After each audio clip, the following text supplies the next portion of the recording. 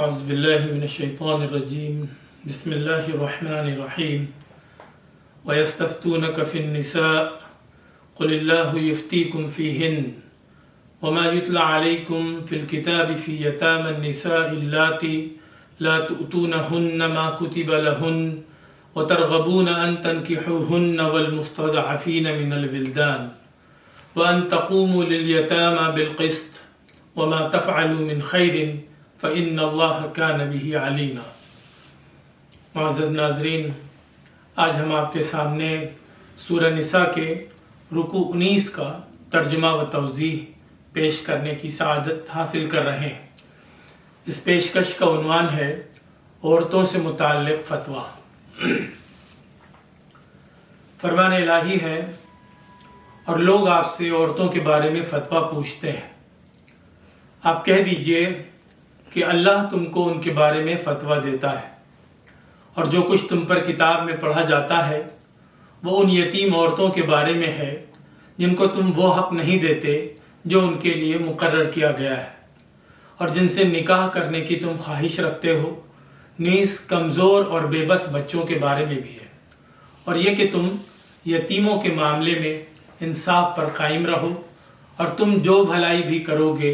تو بے شک اللہ اسے خوب جاننے والا ہے۔ اور اگر کسی عورت کو اپنے شوہر کی طرف سے زیادتی یا بے رخی کا اندیشہ ہو تو دونوں پر کوئی گناہ نہیں کہ وہ آپس میں کوئی صلح کر لیں، اور صلح کر لینا بہتر ہے۔ اور حرص طبیعتوں میں رچی بسی ہوئی ہے، اور اگر تم اچھا سلوک کرو اور تقوی اختیار کرو تو یقیناً جو کچھ تم کرو گے اللہ اس سے اچھی طرح باخبر ہے۔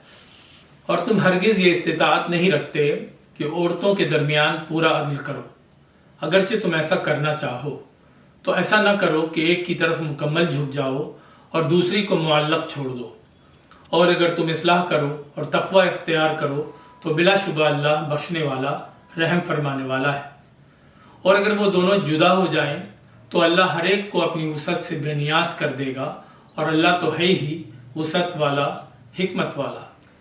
اور اللہ ہی کا ہے جو کچھ آسمانوں میں ہے اور جو کچھ زمین میں ہے، اور یقیناً جن کو تم سے پہلے کتاب دی گئی ہم نے ان کو بھی تاکید کی تھی اور تم کو بھی کہ اللہ سے ڈرو۔ اور اگر تم کفر کرو گے تو سب اللہ ہی کا ہے جو کچھ آسمانوں اور جو کچھ زمین میں ہے، اور اللہ بے نیاز ہے، ہر تعریف کا مستحق ہے۔ اور اللہ ہی کا ہے جو کچھ آسمانوں میں ہے اور جو کچھ زمین میں ہے، اور اللہ بطور وکیل کافی ہے۔ اگر وہ چاہے تو تم سب کو لے جائے اے لوگوں، اور دوسروں کو لے آئے،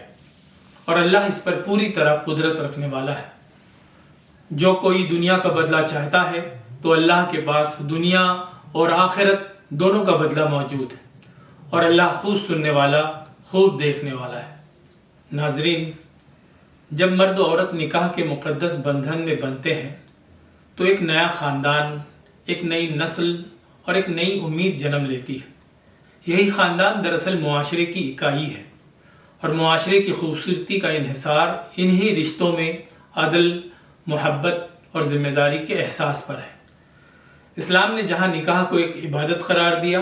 وہیں اس نکاح کو یتیموں کی کفالت سے جوڑ کر معاشرتی اصلاح کی ایک شاندار راہ بھی دکھائی۔ جب اسلامی معاشرے میں یتیم بچوں اور یتیم لڑکیوں کی پرورش ایک اجتماعی ذمہ داری بن گئی تو بہت سے مسلمانوں نے یتیم لڑکیوں یا یتیموں کی ماؤں سے نکاح کر کے نہ صرف ان کی کفالت کی بلکہ ایک باوقار زندگی بھی عطا کی۔ لیکن زندگی کی راہوں میں ہمیشہ آسانیاں نہیں ہوتی۔ بعض دفعہ ازدواج رشتوں میں کئی مسائل، پیچیدگیاں اور جذباتی الجھنیں سامنے آ جاتی ہیں۔ ایسے میں اللہ کو ماننے والے نبی کریم صلی اللہ علیہ وسلم کی خدمت میں حاضر ہو کر سوالات کرنے لگے تاکہ شریعت کی روشنی میں گھریلو مسائل کا حل ملے۔ ان سوالات کے جواب خود اللہ رب العالمین نے عنایت فرمائے، اور یہ بتا دیا کہ عورتوں سے متعلق فتویٰ اللہ خود دے رہا ہے، یعنی یہ کوئی عام رہنمائی نہیں بلکہ اللہ کی طرف سے براہ راست ہدایت ہے جو ہمیں صلح، عدل اور تقوی کی راہوں پر گامزن کرتی ہے۔ اللہ تعالیٰ نے یہاں ارشاد فرمایا ہے، اور لوگ آپ سے عورتوں کے بارے میں فتویٰ پوچھتے ہیں، آپ کہہ دیجئے کہ اللہ تم کو ان کے بارے میں فتویٰ دیتا ہے۔ یہاں اصل مسئلہ یہ تھا کہ کچھ لوگ یتیم لڑکیوں سے نکاح تو کرنا چاہتے تھے مگر ان کا حق مہر یا دیگر مالی حقوق ادا نہیں کرتے تھے یا ان کی کمزوری کا ناجائز فائدہ اٹھانا چاہتے تھے۔ اللہ تعالیٰ نے ان کو سختی سے منع فرمایا کہ نکاح کے رشتے میں خواہش، حرص یا خود غرضی نہیں بلکہ عدل، کفالت اور اخلاص ہونا چاہیے۔ اسی کے ساتھ یہاں یہ بھی بتایا گیا ہے کہ اس ازدواجی زندگی میں اختلاف پیدا ہو جانا کوئی انہونی بات نہیں، لیکن جب بات بگاڑ تک پہنچ جائے اور عورت کو شوہر کی طرف سے بے رخی یا زیادتی کا خطرہ محسوس ہو تو شریعت ہمیں صلح کی طرف بلاتی ہے، یعنی اصل مقصد نکاح کو باقی رکھنا، رشتے کو بچانا اور دونوں فریق کو تکلیف سے نکالنا ہے۔ اسی کے ساتھ یہ بھی واضح کیا گیا ہے کہ تم ہرگز یہ استطاعت نہیں رکھتے کہ عورتوں کے درمیان پورا عدل کرو،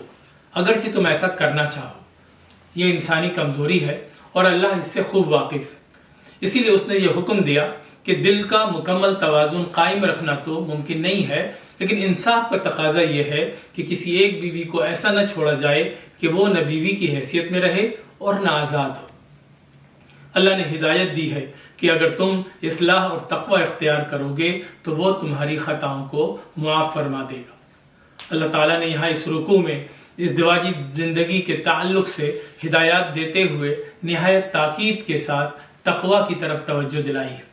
اور مسلمانوں کو نصیحت کی ہے کہ زمین و آسمان میں جو کچھ بھی ہے سب اللہ ہی کا ہے۔ اگر تم اس سے ڈرتے رہو گے اور ہر حال میں عدل و انصاف سے کام لوگے تو اللہ تمہاری گھریلو زندگی کی ساری الجھنیں دور کر دے گا اور تم کو دنیا و آخرت دونوں میں کامیابی و سرخروئی عطا کرے گا۔ وآخر دعوانا ان الحمد للہ رب العالمین۔